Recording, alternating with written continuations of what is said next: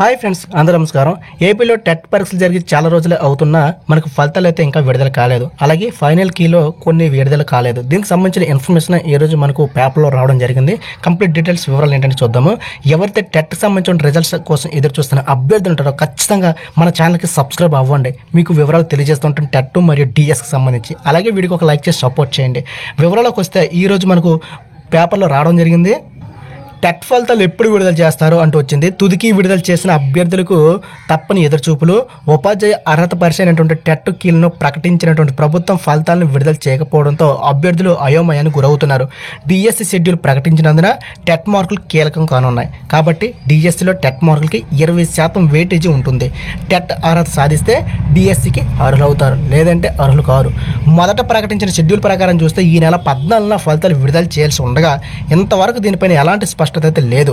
అయితే టెట్ను ఆన్లైన్లో నిర్వహించినందున నార్మలైజేషన్ చేయాల్సి ఉంటుంది. కాబట్టి టెట్ అందరికీ ఒకేసారి కాకుండా విడతల వారికి నిర్వహించారు. దీంతో ఒకసారి ప్రశ్నాపత్రం కఠినంగా, మరోసారి తేలిగ్గా రావచ్చు.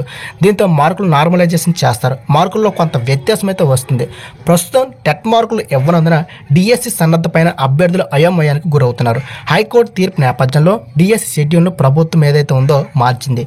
ఈ నెల 30 నుంచి ఏప్రిల్ 30 వరకు నిర్వహించాలన్నారు. ఈ నెల 20 నుంచి పరీక్షా కేంద్రాల ఎంపికకు ఐచ్ఛికాలు కూడా నమోదు అవకాశం కల్పించనున్నారు. కాబట్టి ఈ నెల 25 నుంచి హాల్ టికెట్లు అయితే వచ్చేస్తున్నాయి. మరి ఫలితాలు ఎప్పుడు విడుదల చేస్తారో ఏంటంటే తెలియాల్సి ఉంది.